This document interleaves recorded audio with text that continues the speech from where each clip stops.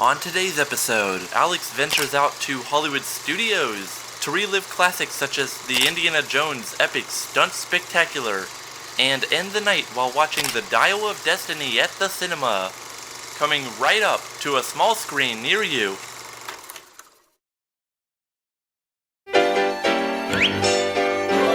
How's it going, everyone? Right here from Disney's Hollywood Studios in Orlando, Florida. I'm here today because the all-new Indiana Jones and the Dial of Destiny film just came out into theaters. And well, I mean, what better to do than on a Sunday when I don't have any work? It's come to the park for a bit and go see a movie. That is our itinerary for today. So we're gonna start things off here at the park, do everything Indiana Jones related. This is sort of a riding the ride, seeing the movie scenario, because I did do this back when the Jungle Cruise film came out. I mean, there's no ride for Indiana Jones here. We did just do the Indiana Jones ride over at Disneyland. Makes me really want it over here. Like, seriously, that is such a good ride, especially after the update. All the updates and small changes that they made to the ride when I went over there just made it so amazing. I wish we had something like that over here. But we do, however, have the Indiana Jones Epic Stunt Spectacular show, which we will be catching. And then after that, we'll see whatever else they have going on Indiana Jones related. We're gonna head on into the park, go check out all the Indiana Jones related stuff that they have, then head on over to Disney Springs, where we will be catching the 7 o'clock showing of Indiana Jones and the Dial of Destiny. So let's head on into the park now and start our day.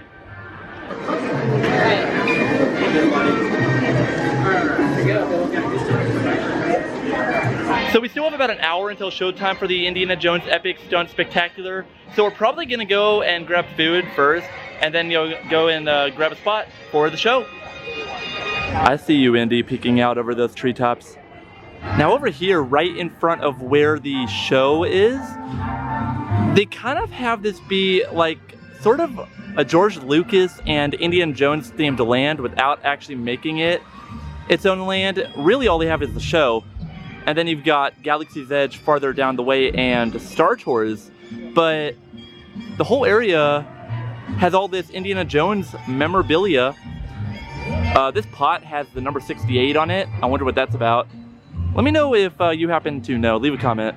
But there's the show. Right now the show is going on, but we just missed it, so we will have to wait until the 4:30 show, which is the last show of the day. So definitely plan ahead, because they do end early into the evening. The only show of the day left is 4:30.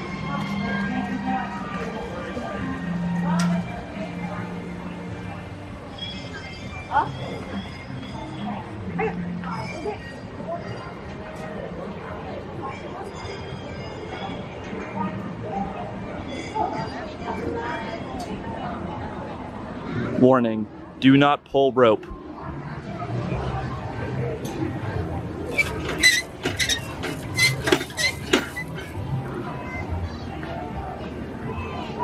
Well, nothing happened, but that leaf definitely fell when I did that, so. And so since this is an Indiana Jones Day, let's check out the Den of Destiny, this pop-up shop that they set up out here for the new film.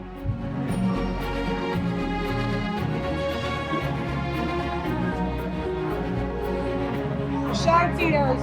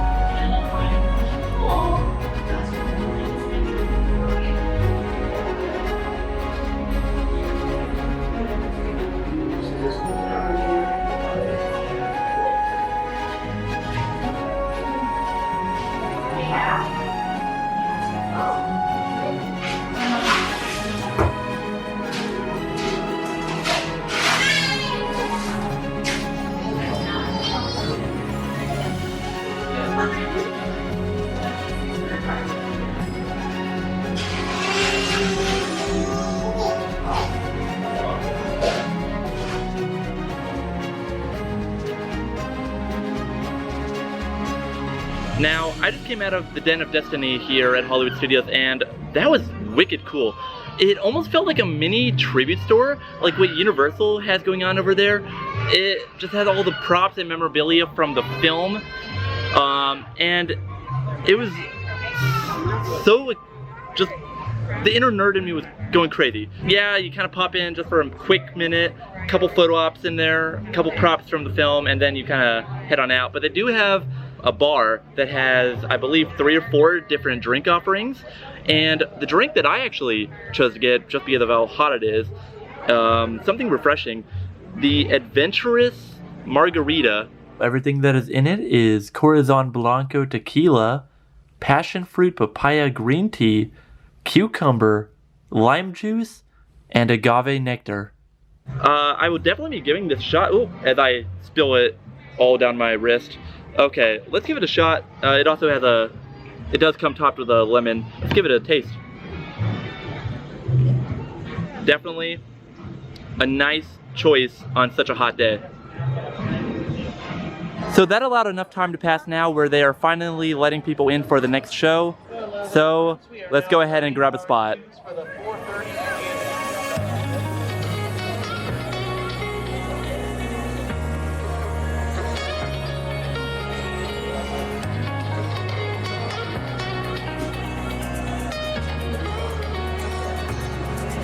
Oh, it's a big like this.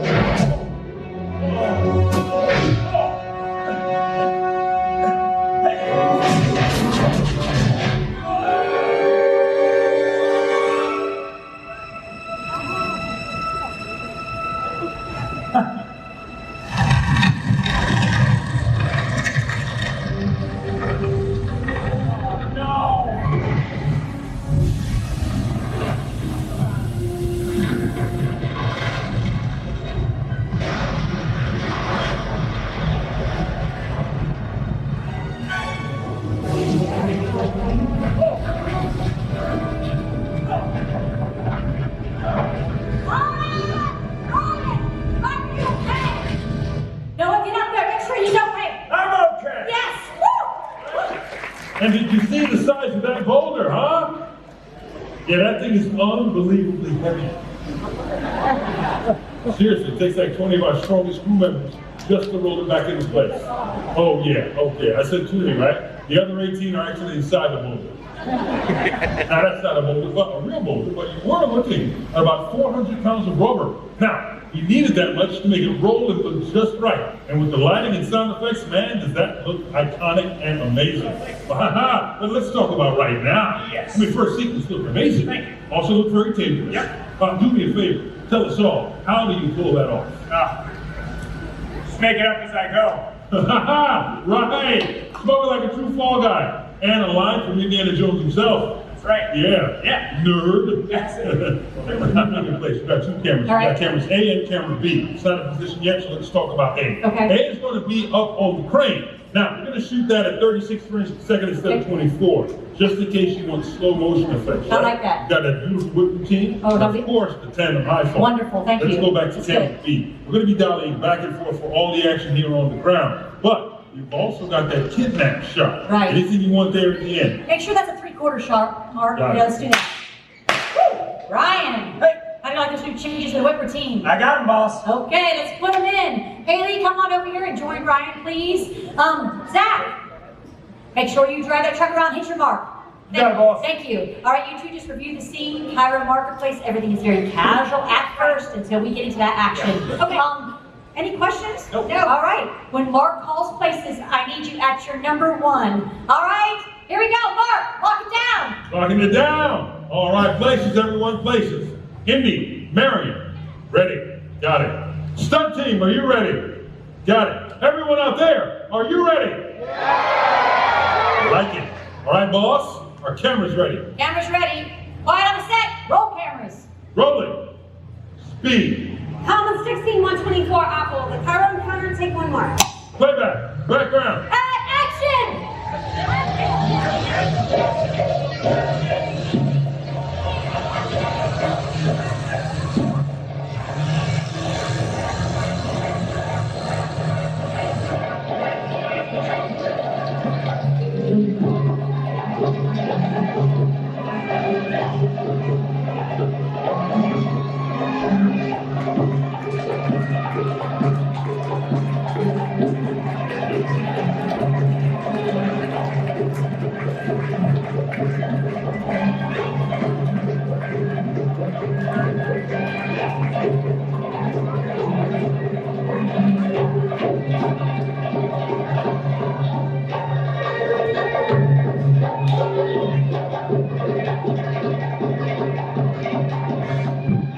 Aaron, got a bad feeling about this.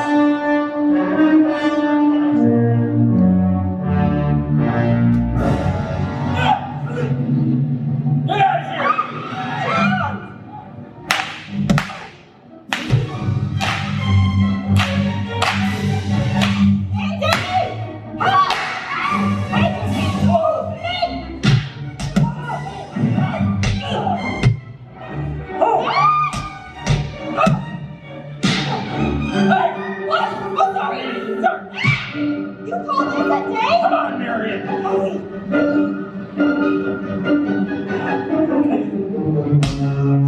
Whoa, hush!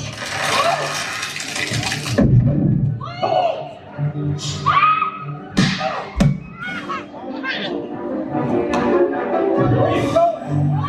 Oh!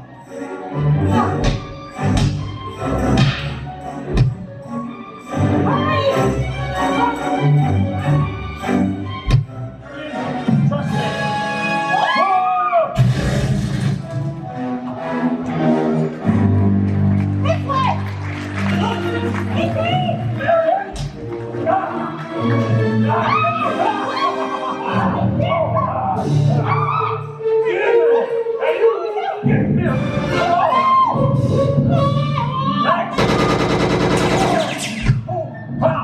Whoa!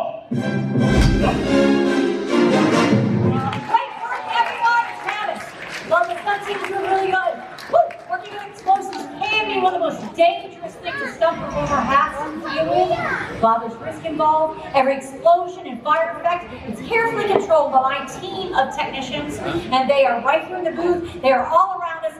Please, can you give them a big round of applause? We could not do without them. Thank you.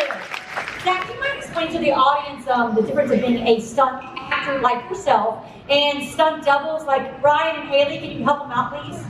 I think well. Thank you. Well, folks, as a stunt actor, I played the role of the mechanic throughout the next scene. And what that means is I perform all my own stunts, so I don't need a stunt double. Now that's really different than these two over here, who are just stunt doubles.